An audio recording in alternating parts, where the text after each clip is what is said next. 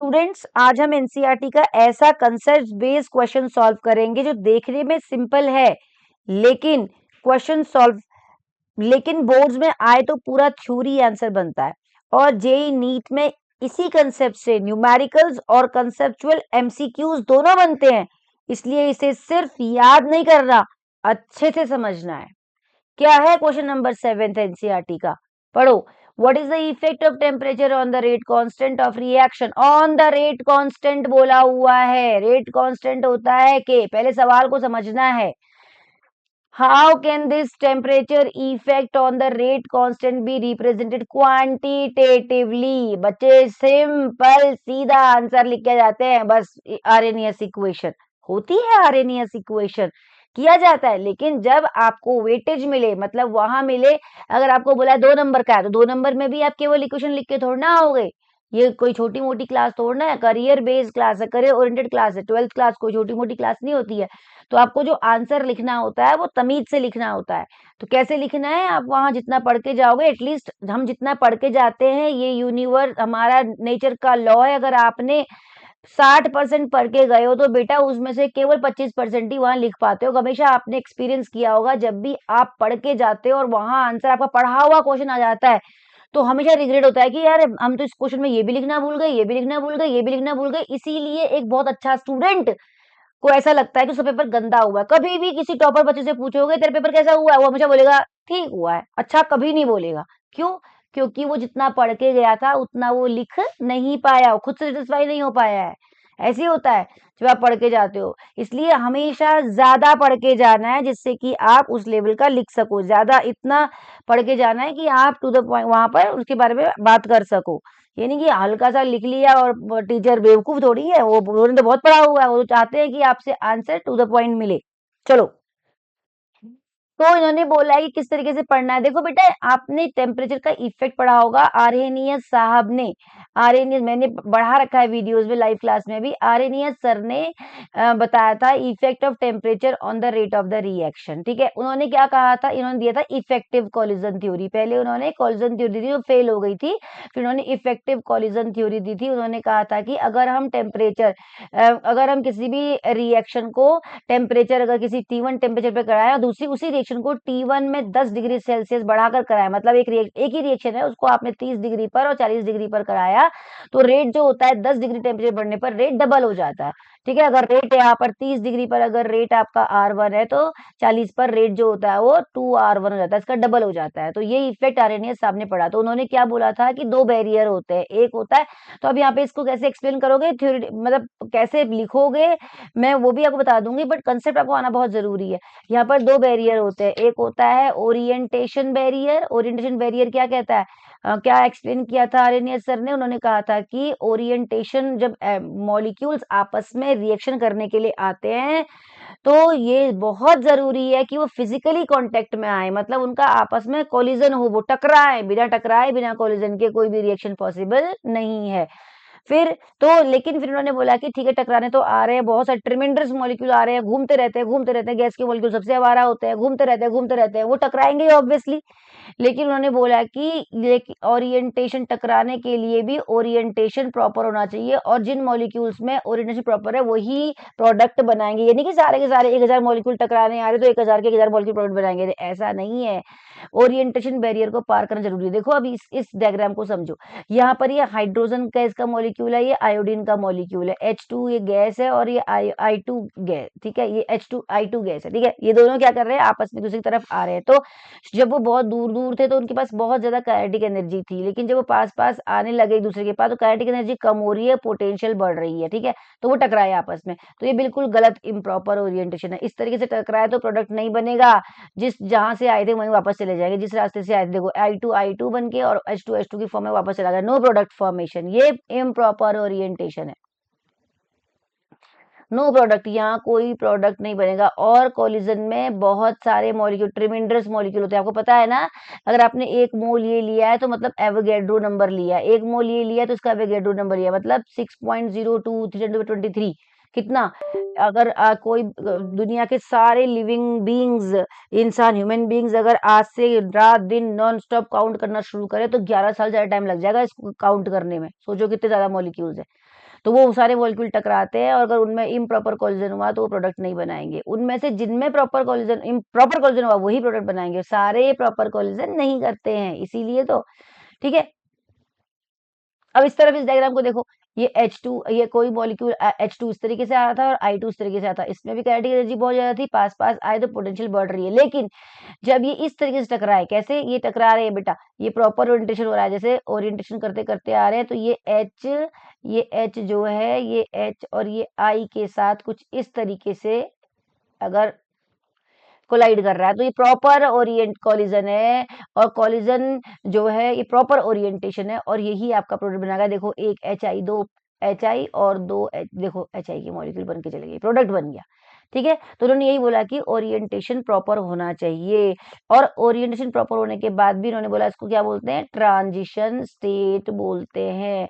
Second barrier जो बोला इन्होंने, ट्रांजिशन स्टेट बनेगा, ऐसा नहीं कि ट्रांजिशन स्टेट आया, बहुत एनर्जी थी, पहले बड़े जोश में आया और उसके बाद ढीला पड़ गया, मतलब यहाँ पर पोटेंशियल एनर्जी ज्यादा हो गई, काइनेटिक एनर्जी थक गया और सो गया, ऐसा नहीं हो सकता पॉसिबल। कैसे बनेगा, अभी तो वो दूर है ना मंजिल, प्रोडक्ट बनाने हैं पूरे पूरे कंप्लीट कंप्लीट, क्योंकि जो ट्रांजिशन स्टेट है उसके अंदर दूसरा बोला कि इसको अब एक और बैरियर पार करना होगा, उसको बोलते हैं एनर्जी बैरियर। और ये एनर्जी बैरियर क्या होता है, इसके अंदर इनफ काइनेटिक एनर्जी होनी चाहिए। अगर इसके अंदर काइनेटिक एनर्जी, पोटेंशियल एनर्जी ज्यादा है, तो क्या करेगा, ये एनर्जी बैरियर पार करके प्रोडक्ट बना लेगा। इसका मतलब काइनेटिक एनर्जी आपकी पोटेंशियल के बराबर होगी तो भी प्रोडक्ट नहीं बनेगा, पोटेंशियल काइनेटिक ज्यादा होगी तो भी प्रोडक्ट नहीं बनेगा, काइनेटिक एनर्जी पोटेंशियल एनर्जी ज्यादा होनी चाहिए तो प्रोडक्ट बनेंगे। ठीक है, इसलिए बहुत कम बोला कि फ्रैक्शंस ऑफ मॉलिक्यूल्स, बहुत कम नंबर ऑफ मॉलिक्यूल्स क्या बनाते हैं, प्रोडक्ट बनाते हैं। ठीक है, तो दोनों ओरिएंटेशन बैरियर, तो ये कंसेप्ट था कि किस तरीके से आपको बनाना है प्रोडक्ट, मतलब किस तरीके से आपने दो बैरियर देखे, एनर्जी बैरियर और ओरिएंटेशन बैरियर और एनर्जी बैरियर। फिर उन्होंने क्या किया बेटा, ग्राफ दिया उन्होंने इसको एक्सप्लेन करने के लिए, मतलब कि वो कांस्टेंट को, के को, अभी तो के की बात हो रही है ना, नंबर ऑफ मॉलिक्यूल्स और एनर्जी के बीच में ग्राफ ड्रॉ किया। तो उन्होंने क्या बोला था, अभी देखो कंसेप्ट क्या है, कि अगर जो काइनेटिक एनर्जी तो आपको पता है प्रोपोर्शनल होती है टेम्परेचर के, कैसे होती है आपको पता है ना, kinetic energy equals to 3/2 kT होता है, जहां पर के बोल्ट्जमैन कांस्टेंट है ना, 3/2 तो है ही कांस्टेंट, तो काइनेटिक एनर्जी क्या हो गई, प्रोपोर्शनल हो गई। गैसेस स्टेट में पढ़ते हैं ना हम ये, दो टेम्परेचर बढ़ेगा तो काइनेटिक एनर्जी बढ़ेगी, और काइनेटिक एनर्जी बढ़ेगी तो प्रोडक्ट तो बनेगा बनेगा। ठीक है, तो उन्होंने बोला कि जैसे ही हम मॉलिक्यूल का, मतलब कि रिएक्टेंट मॉलिक्यूल जब शुरू करते हैं रिएक्शन, रिएक्टेंट का टेम्परेचर बढ़ाते हैं तो काइनेटिक एनर्जी बढ़ती है, मतलब रैंडमनेस गैस के मॉलिक्यूल में ऑन सॉन्ट बहुत तेजी से मूव करते हैं, करने से क्या होता है, कॉलिजन बढ़ते हैं, और कॉलिजन बढ़ते हैं, और रिएक्ट ज्यादा मोर रिएक्टेंट मॉलिक्यूल्स के बीच में कॉलिजन होता है, कोलिजन में मोर रिएक्टेंट मॉलिक्यूल्स आपस में टकराते हैं, और जिससे क्या होता है, ज्यादा प्रोडक्ट बनता है। ठीक है, प्रोडक्ट का अमाउंट बढ़ जाता है। तो उन्होंने इसको बोला कि रेट जो है वो, और रेट किसके प्रोपोर्शनल होता है, यहाँ पर रेट प्रोपोर्शनल टू होता है रेट कांस्टेंट के।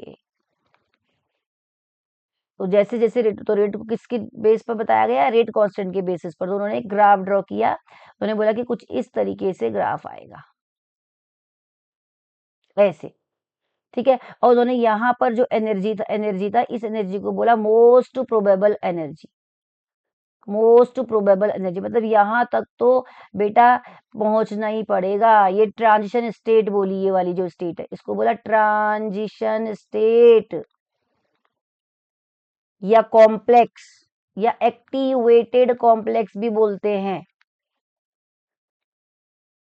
ठीक है, अब यही कॉम्प्लेक्स क्या करेगा, सारे मॉलिक्यूल को यहाँ तक आना ही पड़ेगा, प्रॉपर ओरिएंटेशन करके कॉम्प्लेक्स बनाना ही पड़ेगा, और तभी भी कोई गारंटी नहीं है कि प्रोडक्ट बन जाएगा। प्रोडक्ट तभी बनेगा जब इस ट्रांजिशन स्टेट के अंदर जो एनर्जी है वो उसके पोटेंशियल एनर्जी से ज्यादा होगी, और यहाँ से इस जो पीक आई है, यहाँ से यहाँ तक की ये रिएक्टेंट की एनर्जी, ये रिएक्टेंट्स है, यहाँ जो एनर्जी है इसको बोला गया, ये एनर्जी, इतनी एनर्जी बहुत जरूरी थी। ठीक है, उसके बाद यहाँ ट्रांजिशन स्टेट की एनर्जी, उसके बाद यहाँ पर एक ग्राफ इन्होंने ड्रॉ किया, उन्होंने उसको बोला कि एवरेज एनर्जी का ग्राफ है, सारे मॉलिक्यूल्स की एवरेज एनर्जी।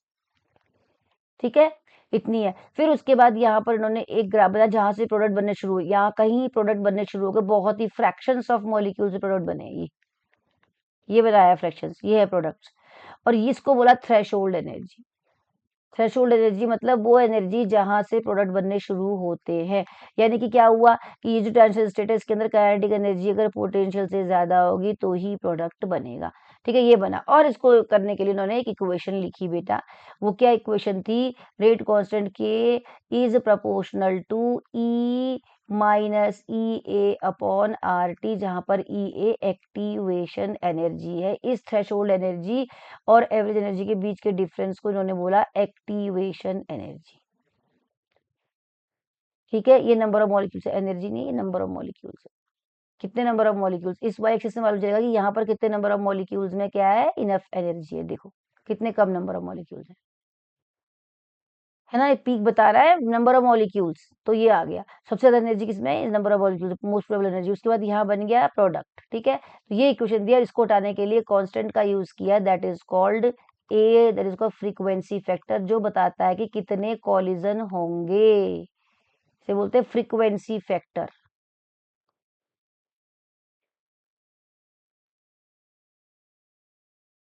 फैक्टर,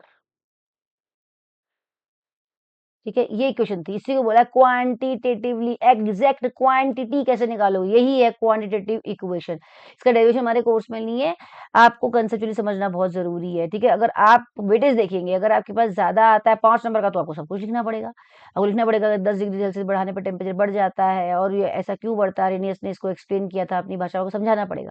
तो आपको ऑफिशियली वहां पर कैसे लिखना है, ये मैंने यहाँ पे लिख रखा है, आप इसको पढ़ के समझ सकते हैं। जैसे कैसे लिखना है देखो, the rate constant k of a chemical reaction increases and with an increase in temperature। ये भी मैंने आपको बताया कि रेट कांस्टेंट टेम्परेचर बढ़ाने पर बढ़ जाता है। एज टेम्परेचर राइजेस, जैसे जैसे टेम्परेचर बढ़ता है, तो kinetic energy of the, obviously kinetic energy क्या होती है, टेम्परेचर के प्रोपोर्शनल होती है। तो जैसे जैसे टेम्परेचर बढ़ता है काइनेटिक एनर्जी बढ़ जाती है। और ज्यादा काइनेटिक एनर्जी बढ़ जाएगी तो क्या होगा, गैस के लार्जर नंबर ऑफ मॉलिक्यूल्स आपस में ज्यादा कोलिजन करेंगे, और ज्यादा नंबर ऑफ मॉलिक्यूल्स के बीच में एक्टिवेशन एनर्जी ज्यादा होगी। मतलब ज्यादा नंबर ऑफ मॉलिक्यूल्स के बीच में अगर आप टेम्परेचर बढ़ाओगे तो नंबर ऑफ मॉलिक्यूल्स, वो नंबर ऑफ मॉलिक्यूल बढ़ जाएंगे जिनके अंदर एनर्जी एक्टिवेशन एनर्जी के बराबर या उससे ज्यादा है। मतलब प्रोडक्ट बनाने की जो सिचुएशन, मतलब कि वो है अमाउंट प्रोडक्ट बनाने का, वो बढ़ जाएगा। तो कंसिक्वेंटली तो इसका क्या इफेक्ट पड़ेगा, the number of effective collision increases, collision बढ़ जाएंगे। कॉलिजन बढ़ने से रेट कांस्टेंट क्या हो जाएगा, इंक्रीज हो जाएगा, उससे रेट ऑफ रिएक्शन बढ़ जाएगा। और क्वांटिटेटिव रिलेशनशिप कैसे दिया है, के और टेम्परेचर के बीच में। आर्यन साहब ने अपनी इक्वेशन देकर इसके लिए उनको नोबेल प्राइज मिला था बेटे। K equals to A e minus E upon are T, this is the equation. और उसके बाद जहां पर के रेट कांस्टेंट है, ए एक्टिवेशन एनर्जी है, आर एन एस फैक्टर है, फ्रीक्वेंसी फैक्टर है, ई ए यहाँ पर एक्टिवेशन एनर्जी है जो कि जूल पर मोल में, जरूरी नहीं है जूल पर मोल में हो, आपको कैलोरी में भी दिया हो सकता है, और आपको किलो जूल में भी दिया हुआ हो सकता है, उसके अकॉर्डिंग आप वैल्यू पुट करेंगे। ठीक है, आर की, आर क्या है, यूनिवर्सल गैस कांस्टेंट है, जूल में 8.314 जूल पर मोल पर डिग्री केल्विन होती है, और 2 कैलोरी पर मोल पर डिग्री केल्विन होती है। अगर आपको दे दिया जाए, अगर ये 2 कैलोरी, हाँ 2 कैलोरी पर मोल पर डिग्री केल्विन, ठीक है, 2 कैलोरी पर मोल पर डिग्री केल्विन ये होती है। अगर ये चीज, मतलब ये बेटा केल्विन में दे दिया जाए तो आप आर की वैल्यू ये पुट करोगे। ठीक है, और अगर जूल में है तो आप ये पुट करो, किलो जूल में तो 1000 से आपको पता है मल्टीप्लाई करना पड़ेगा। ठीक है, के एब्सोल्यूट टेम्परेचर जो कि आप केल्विन में लोगे। तो अगर दोनों तरफ नेचुरल लॉग लेने से क्या होगा, नेचुरल लॉग के कुछ natural log A minus minus E upon are t बन जाएगा। और 2.303 पता है ना आपको कैसे करेंगे, 2.303 फैक्टर से मल्टीप्लाई करने पर देखो ऐसे होता है। अगर आपके पास ये क्वेश्चन बन गया, k equals to A e minus E A upon are T, taking logarithm of both the sides, natural log of both the sides. अगर आप दोनों तरफ का नेचुरल लॉग लोगे तो ये बन जाएगा natural log k equals to natural log A, और ये जब सॉल्व करोगे प्लस ये बन जाएगा minus E A upon are T. जब इसको natural log k equals to natural log A minus E A upon are T. Natural log को 10 बेस लॉग में कन्वर्ट करने के लिए 2.303 फैक्टर से मल्टीप्लाई करते हैं, तो 2.303 log k equals to 2.303 log A minus E A upon are T हो जाएगा। इसको 2.303 से डिवाइड करोगे, 2.303 से डिवाइड करोगे और इसको तो यहाँ पर इसको भी करना पड़ेगा 2.303 से मल्टीप्लाई, तो ये बन जाएगा, ये कट कट कट गया, लॉग इक्वेशन बन गई log k equals to log A minus E A upon 2.303 R T. ठीक है, ऐसे हो गया। आप चाहे 5 नंबर का अगर बड़ा आ गया तो आप यहाँ पर इक्वेशन भी बना सकते हो स्ट्रेट लाइन इक्वेशन से। इसे कंपेयर कर दो y equals to m x plus c से। वाई एक्सिस पर आप लगाओ लॉग के, वाई एक्सिस पर अगर आपने लॉग के लगा दिया और एक्स एक्सिस पर 1/t लगा दिया बेटे, तो इंटरसेप्ट आएगा लॉग ए के बराबर ये लॉग ए, और ये इसका जो स्लोप आएगा वो आएगा minus E A upon 2.303 R के बराबर। यही आर्हेनियस कर्व है, इसी के लिए आर्हेनियस से आपको नोबेल प्राइज मिला था। तो आपको इतना पता होना चाहिए, इसके ऊपर बहुत सारे एनसीईआरटी और जेई के क्वेश्चन, वो एनसीईआरटी आईआईटी और जेई के नीट और आईआईटी क्वेश्चन सॉल्व हो जाएंगे। ठीक है, तो आप इसको करना है, ऐसे ही लिख के आना है। It is very very important concept, आपको पक्का पता होना चाहिए। टेम्परेचर और कंसंट्रेशन का इफेक्ट यहाँ पर बहुत इंपॉर्टेंट है। तो बेटा इसको लाइक करो, शेयर करो, सब्सक्राइब करो, कमेंट भी पक्का करना और अपने दोस्तों को बेटा फॉरवर्ड करो। ठीक है, थैंक यू सो मच।